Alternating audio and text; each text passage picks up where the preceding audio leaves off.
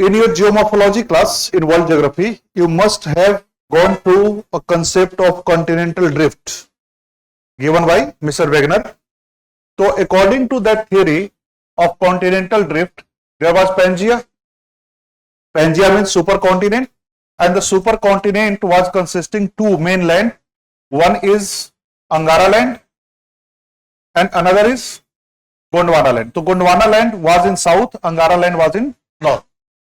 In Angara land, the major continents of today's time was North America and Europe, some part of Asia, that is called Eurasia.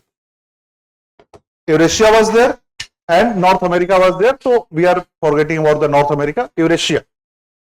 In the Gondwana land group, Africa was there, Indian subcontinent, Indian peninsular part, not the India, India was there, Madagascar was there, Australia, Antarctica, South America, etc. These were the part of Gondwana land. So according to this theory of continental drift, as per Mr. Wegener, during Carboniferous period, these continental land masses separated from one another, and in between there was a ocean or sea called Tethys Sea. ये पता है आपको Tethys? तो Tethys sea का मतलब होता है कि a long but narrow and shallow water body, we can say, and this Tethys Sea was separating on one side Eurasia and on the other side Gondwana land. Or in Gondwana land, if we can draw the map as per today's location, it was Madagascar and somewhere here was the peninsular part of India. और इसी में Australia भी था, इसी में Antarctica भी था, everything was there. So after getting separated from this group, this part of land, that is the peninsular India, that is the oldest division of India, started moving towards Eurasia in the north and northeast direction. This land mass started moving towards Eurasia. So while moving towards Eurasia, the plate will be putting some amount of force on the plate of Tethys Sea. जैसे यहाँ पर Tethys Sea है, some plate is coming like this, so it will be compressed, and eventually, finally, this plate may collide with the another plate that is continental in nature, and this plate is already continental in nature. So eventually, what is going to happen after some time? Two continental plates are going to collide with each other. So here, the process or the result or the phenomena of plate tectonic will be applied. In plate tectonic, there are three types of movements. One is convergence, divergence, and conservative plate boundary or transform plate boundary or parallel movement of the plates. So here what is happening? Divergence, convergence, or parallel movement? Convergence. Now convergence can be of various types. Convergence can be between oceanic and continental. It can be between oceanic and oceanic. It can be between continental and continental. Which kind of convergence will be there when Indian plate will strike with this Eurasian plate? Continental and continental. When two plates of continental nature or continental characteristics collide with each other, what happens? Two or three things are very important. One, which is denser in density or heavier in weight, will be going down. Number one, that is called subduction. So one process of subduction will take place.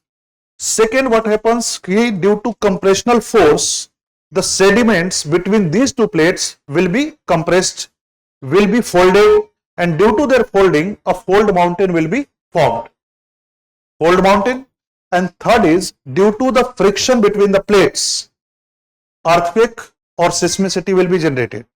But there is no happening of volcanic eruption or volcanic activity or anything, because there is no melting of continental plate in the asthenosphere. That is the basic concept of plate tectonic when two plates of continental nature converge with each other. ये ठीक है? ये आपका वहां से जितना आपको सीखना था उतना ये बात. Now these things will be applied to that part. So see here, this was the Indian landmass. Before the formation of Pangaea, the concept of Pangaea or the continental drift was produced by Wegener in 1912, 13, 14. इसी era में produce हुआ था, postulate किया था, प्रोपाउंड किया था. लेकिन जब अर्थ का फॉर्मेशन हुआ, initially in the process of formation of earth, there were multiple pieces of land masses, small pieces of land masses. ये पैंजिया कितनी बार बना है, कितनी बार ब्रोक डाउन हुआ है, कितनी बार सेपरेट हुआ है, कितनी बार कोलेबरेट हुआ है, नोबडी नोज। तो this was not the first और लास्ट टाइम कि there was the supercontinent Pangaea which separated out in multiple pieces. पहले भी हुआ था, आज भी हो रहा है, अब आगे भी होगा। तो इट कीप्स ऑन हैपनिंग। तो before the formation of Wegener's Pangaea, there was another land masses which were striking with each other, which were separating from each other. So during that time period, if I take this as the Indian peninsular landmass, then this landmass itself is made up of three parts: 1, 2 and 3. This is called Aravalli zone. This is called Singhbhum. You do not need to write, है ना? This is called Dharwar.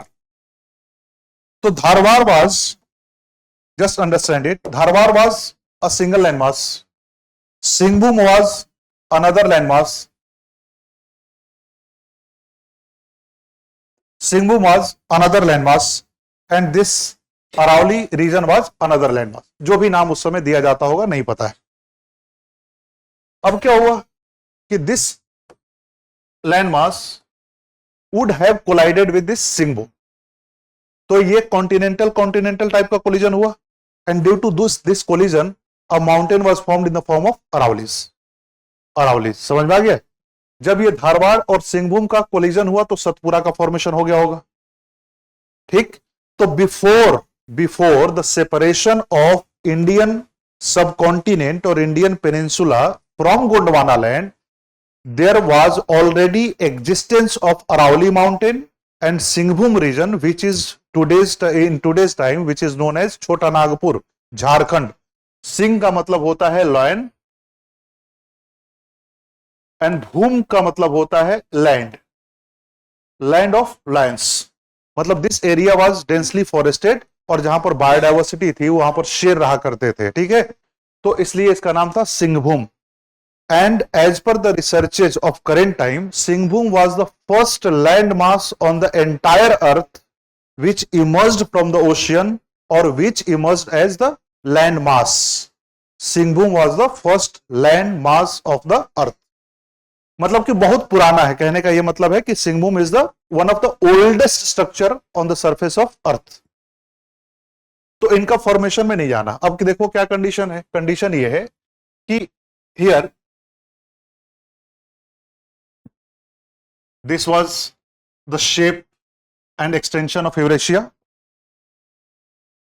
and in between Tethys Sea was there, and here comes our Indian subcontinent or Indian peninsular landmass in this way। यहां पर है, इस जगह पर already कौन कौन से एरियाज हमने बताया आपको। एक अरावली है, और यहां पर सिंघभूम या छोटा नागपुर प्लेटू जिसको कहते हैं ये। And these are the hardest, some of the hardest parts of land masses, because they consist granite is one of the hardest rock on the surface of the earth. ये ऑलरेडी ऐसा था। छोटे मैप पर फिर से मैं दिखा रहा हूं, 2-3 आपको साथ साथ प्रोफाइल दिखा रहा हूं ताकि आप कनेक्ट कर पाए इजिली इससे। यहां पर क्या था कि अफ्रीका है, यहां पर मेडागास्कर है, और यहीं से इंडियन सब पार्ट अलग हो रहा है, is separated out. And this India along with Aravalli on the western part, Chota Nagpur on the eastern flank, India started moving after getting separated from this group in this direction. ऐसे ही था ना, ये मूव कर रहा है। जैसे ये मूव करने लगा तो यहां पर एक हॉटस्पॉट हुआ करता है। Hotspot can be of various type. One hotspot you study in biodiversity. I am talking this hotspot in sense of geology, which is known as mental plume also.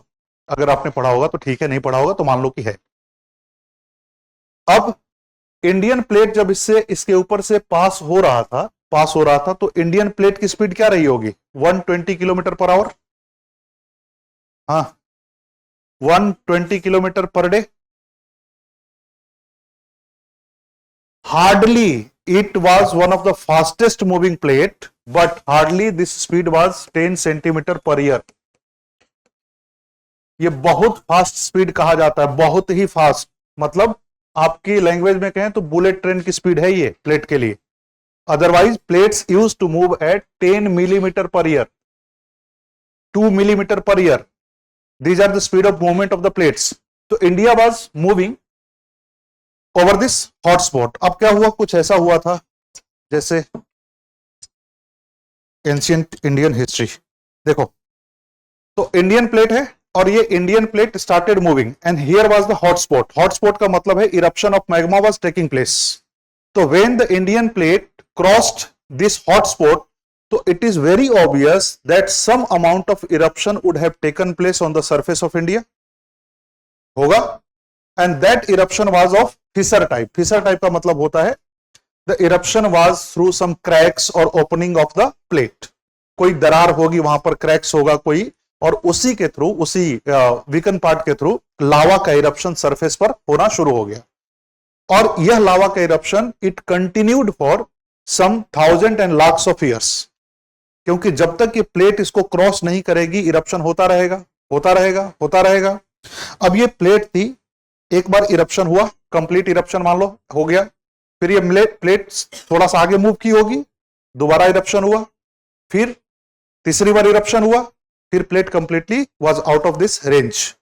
तो यहां जो स्ट्रक्चर बनेगा वो स्ट्रक्चर ऐसा कुछ बन जाएगा, step like structure, because of eruptions. Eruption in one layer, then eruption in another layer, फिर eruption in another layer.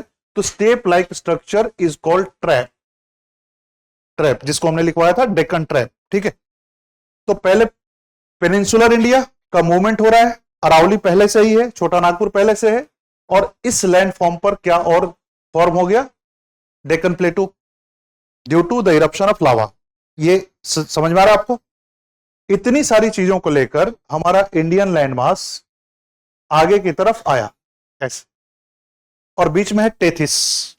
तो टेथिस को कंप्रेस करता चला गया, and due to compression of Tethys this plates keep on moving closer to each other. तो first of all what happened, the western flank of Indian plate, western part of Indian plate collided with Eurasia. ठीक है, इनके साथ पहले इसका collision हो गया. जब कोलिजन हो गया, सपोज करिए ऐसे कि लॉग ऑफ वुड, एक लकड़ी का टुकड़ा है which is swimming in a river. तो रिवर में जब वो जा रहा है, उसके ऊपर फ्लोट कर रहा है, तो फ्लोट करते करते अगर किसी रिवर के बैंक से थोड़ा फंस जाता है, मतलब अटक जाता है, कहीं पर स्टक हो जाता है, तो another part will be moving, होता है. तो यहां पर जब ये प्लेट यहां कोलाइड की, तो कोलिजन के बाद इसके पास स्पेस था एंटी क्लॉकवाइज मूव करने का. समझ में आ रही है बात? Because continuously a force was being applied on this plate. Force was pushing this plate in north direction and the western flank was stuck. So therefore only free part was eastern flank. तो eastern flank की तरफ यहां पर pressurisation होता है, compression होता है, and all the depositions, all the sediments were uplifted in form of folds, and that folding of sediments led to the formation of Himalayas. Is it clear? Now you can see the same thing on another diagram. Here was the Eurasian plate, which was continental in nature, and on this Eurasian plate already there was existence of Tibetan plateau. Tibetan plateau was already there, and this plate was stable. Eurasian plate was stable. Here was the Tethyan plate, which was oceanic nature, made up of basalt, and from this side Indian plate was coming. तो when Indian plate was approaching towards Eurasian plate, तो obvious सी बात है कि Tethyan plate के ऊपर pressure पड़ा होगा, और Tethyan plate was made up of basalt which is more in density. So then due to this compression, this plate would have moved downward below this, and this became the type of collision between continental and oceanic plate, and this type of collision led to the formation of fold mountains. Fold mountains, folding will occur, folding will as per the theory of plate tectonic, है ना. I'm not applying any extra information or knowledge, I'm just going by the theories you have read in plate tectonic thing. When a continental plate strikes with the oceanic plate, there will be folding, right? So folding occurred, and they might have led to the formation of some mountain ranges, I don't know. Then after, the plate would have moved in the asthenosphere, and due to the movement in asthenosphere, melting would have taken place. Due to melting, formation of magma, and this magma will erupt in the region of fold mountains. So here should be volcanic activity, और Indian plate इसको continuously compress कर रहा है. तो एक time ऐसा आएगा जब ये कंप्लीटली क्या हो जाएगा, यहां से कंज्यूम हो जाएगा. Now what will happen, the Indian plate will strike with Eurasian plate. तो when India is striking with Eurasian plate, the Eurasia in such condition, Tibetan plateau and some fold mountain is already there, and here lot of sediments are there. So all these sediments will be compressed, leading to the formation of fold mountain. And since both plates are continental in nature, they are carrying huge amount of sediments, and this huge amount of sediment will lead to the formation of loftiest mountains. क्योंकि जितनी मिट्टी होगी, जितनी ज्यादा होगी, compression होगा, और compression होगा तो वो ज्यादा अमाउंट की मिट्टी और ऊपर की तरफ उठेगी. ये आप अज्यूम कर पा रहे हैं? तो इमेजिनेशन है, ये इमेजिनेशन. और Indian plate was heavier due to heavy density, more density. Why it was heavier? Why it was having more density? Because Indian plate is full of minerals. लोहा बहुत सारा है, निकल है, जिंक है. तो these type of minerals means more density of the plate, because density is nothing but the mass upon volume. Mass upon volume. One factor why India subducted was more density. Another factor was Eurasian plate was stationary, right? And this was moving. तो जो moving होती है, जो dynamic होती है, जिनमें motion होता है, वो नीचे जाए. अब क्या हुआ इवेंचुअली? तो Indian plate subducted below this Eurasian plate. Indian plate subducted below Eurasian plate. But the Indian plate itself was made up of granite, the same material which is forming this plate of Eurasia.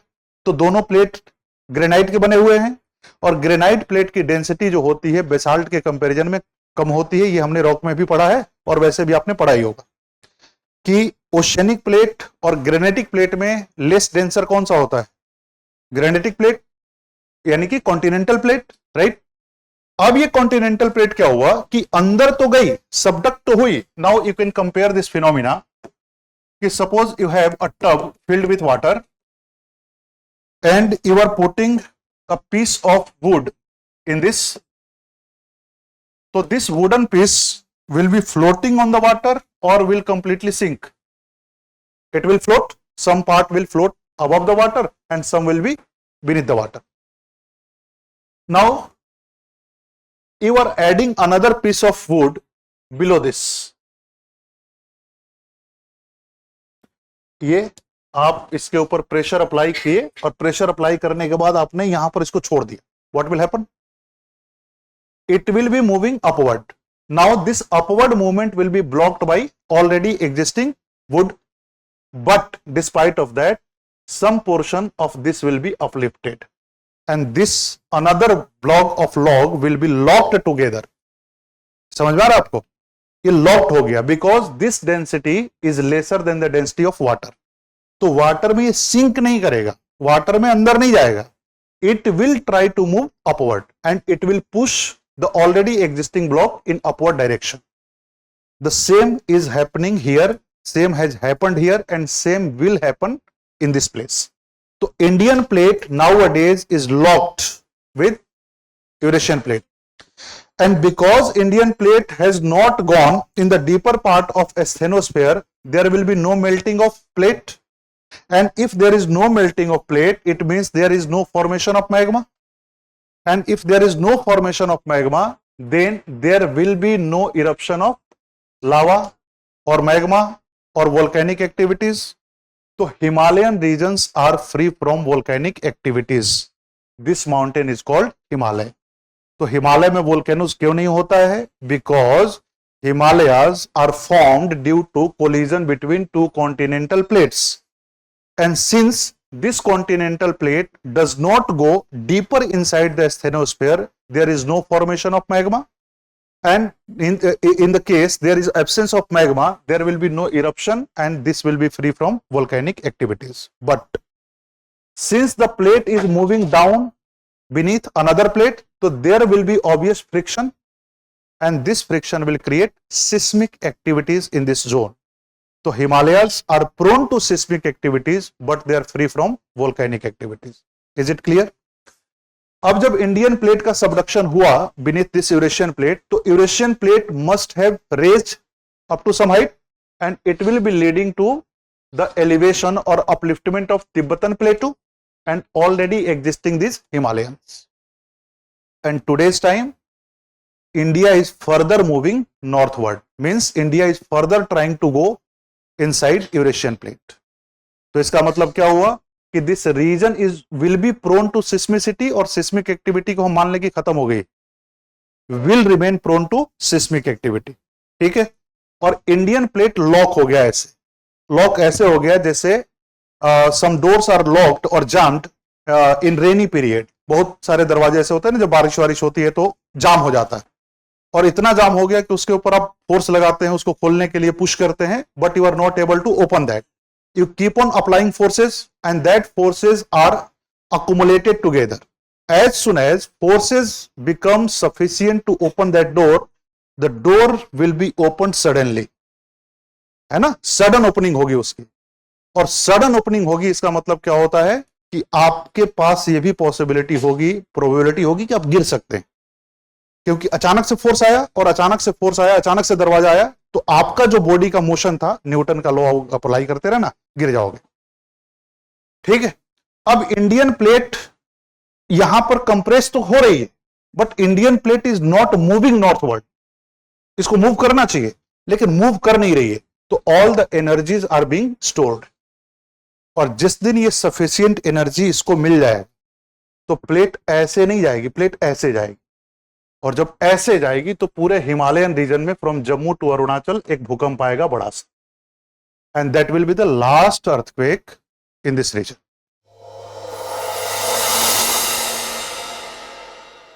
For more informative content, like, share and subscribe, and do not forget to press the bell icon to get the notifications.